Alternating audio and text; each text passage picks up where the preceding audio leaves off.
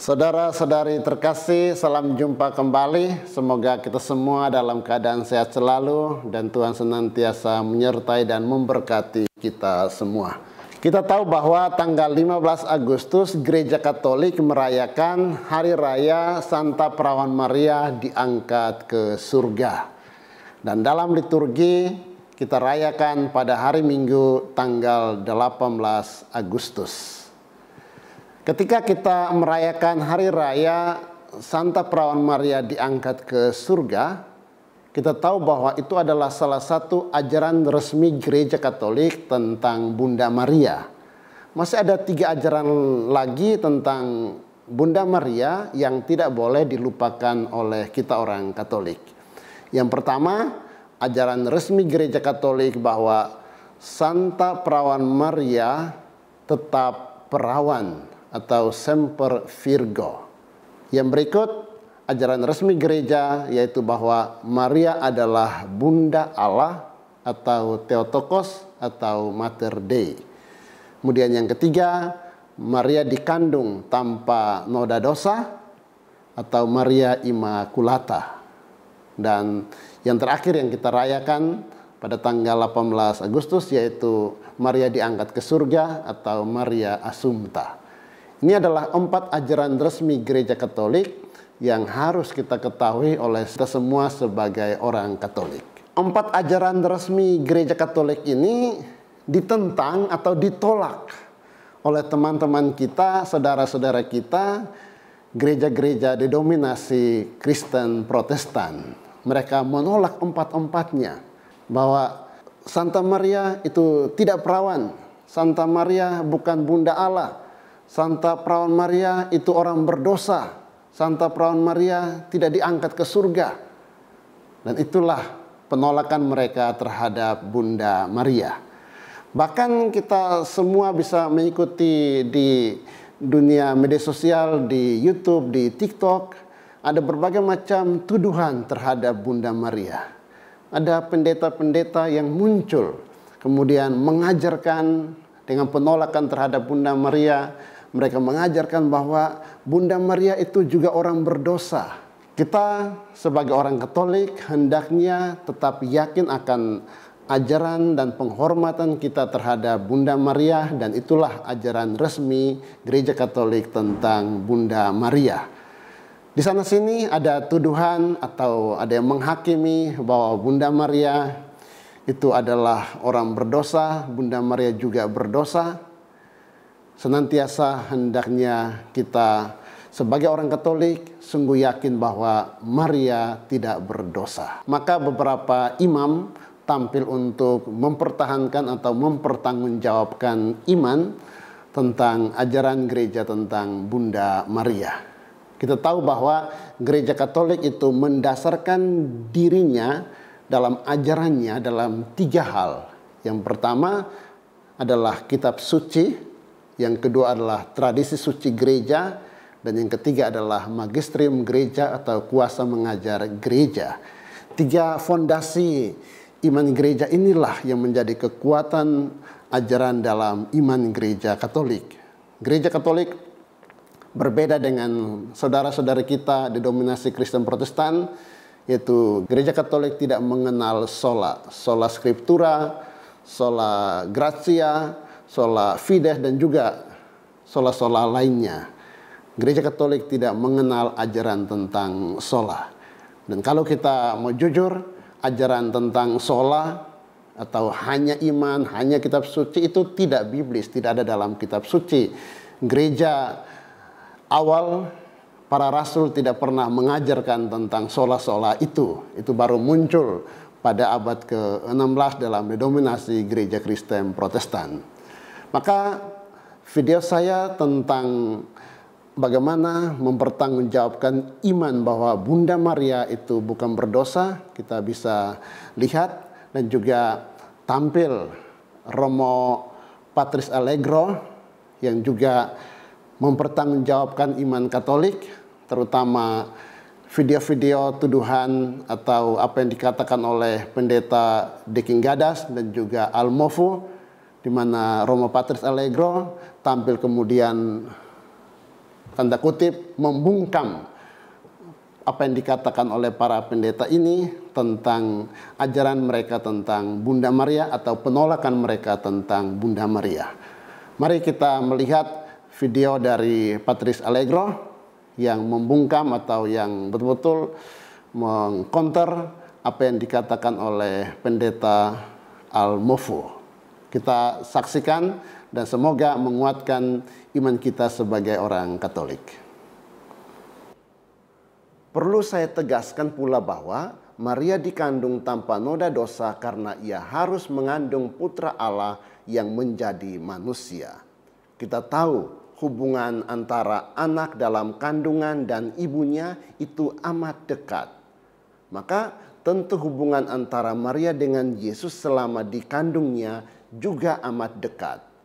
Maka sungguh masuk akal bahwa Allah menyediakan tempat atau menyediakan rahim yang tidak pernah ternoda oleh dosa asal maupun dosa pribadi bagi putranya yang menjelma menjadi manusia itu.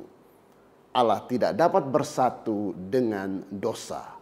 Maka Maria disiapkan dari semula dan sampai ke akar-akarnya menjadi tempat yang layak untuk mengandung putra Allah. Dan seperti putranya yang tanpa dosa, Maria tetap dipelihara atau dijaga oleh Allah dari segala noda dosa pribadi. Saudara-saudari, saya juga mau menekankan apa yang diajarkan oleh Gereja Katolik tentang Maria dikandung tanpa noda dosa yang ditulis dalam Katekismus Gereja Katolik nomor 490 sampai 493. Dikatakan dalam Katekismus Gereja Katolik bahwa karena Maria dipilih menjadi bunda penebus, maka ia dianugerahi karunia-karunia yang layak untuk tugas yang sedemikian luhur. Waktu pewartaan, malaikat menyalaminya sebagai penuh rahmat dalam Injil Lukas bab 1 ayat 28 tadi. Supaya dapat memberikan persetujuan imannya kepada pernyataan panggilannya, ia harus dipenuhi seluruhnya oleh rahmat Allah. Dalam perkembangan sejarah, gereja menjadi sadar bahwa Maria dipenuhi dengan rahmat oleh Allah. Sudah ditebus sejak ia dikandung. Dan itu diakui oleh dogma Maria dikandung tanpa noda dosa yang diumumkan pada tahun 1854 oleh Paus Pius ke-9. Bahwa perawan tersuci Maria sejak saat pertama perkandungannya oleh rahmat yang luar biasa dan oleh pilihan Allah yang Maha Kuasa karena pahala Yesus Kristus penebus umat manusia telah dibebaskan dari segala noda dosa asal. Jadi karena rahmat Allah Maria dibebaskan dari noda dosa asal dan bebas dari setiap dosa pribadi selama hidupnya. Bahkan bapak-bapak gereja timur pun menamakan Bunda Allah yang suci sempurna. Mereka memuji Maria sebagai yang bersih dari segala noda dosa, seolah-olah dibentuk oleh Roh Kudus dan dijadikan makhluk baru. Karena rahmat Allah, Maria bebas dari setiap dosa pribadi selama hidupnya.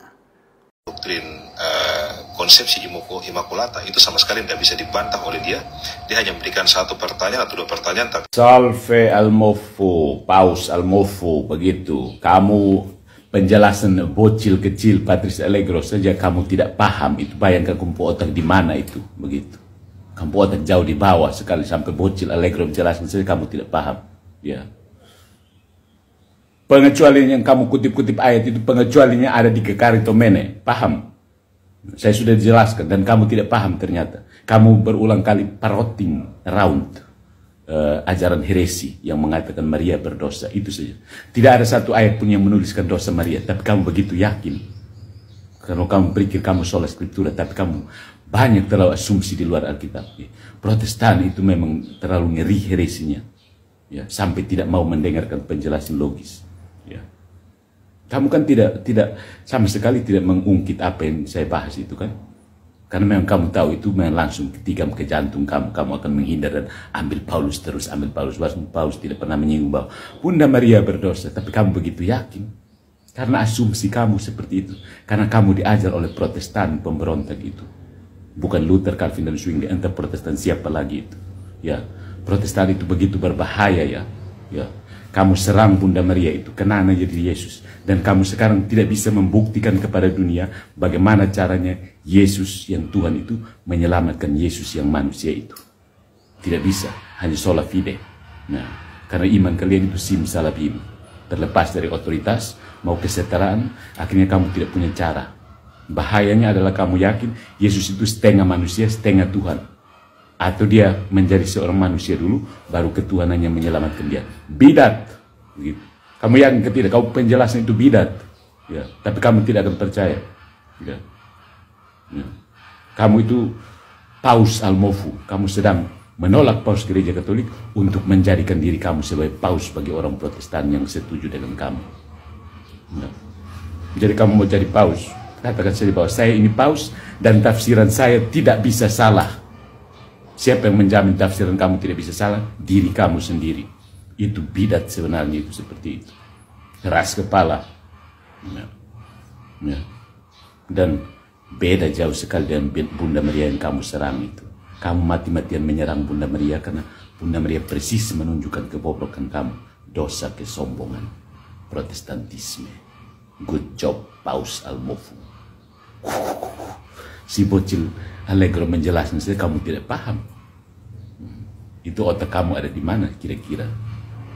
Hanya Protestan biasa pakai otak, tidak cuplik ke ayat jagonya.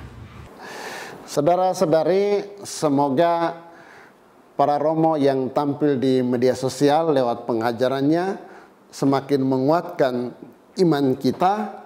Dan ingatlah bahwa semakin kita mencintai Tuhan Yesus, maka mau tidak mau kita juga harus mencintai bundanya. Dan ketika kita mencintai Maria bundanya, itu membuat kita akan semakin maju dalam mencintai Tuhan Yesus. Maka semoga kita semua pada hari raya Santa Perawan Maria diangkat ke surga ini membuat kita untuk semakin berjuang, bertumbuh dalam iman, meneladani iman Bunda Maria, sehingga suatu saat nanti kita juga diikut sertakan dalam kebahagiaan kekal di surga itu. Semoga Santa Perawan Maria senantiasa mendoakan kita anak-anaknya yang masih bersiara di dunia ini. Berkah dalam.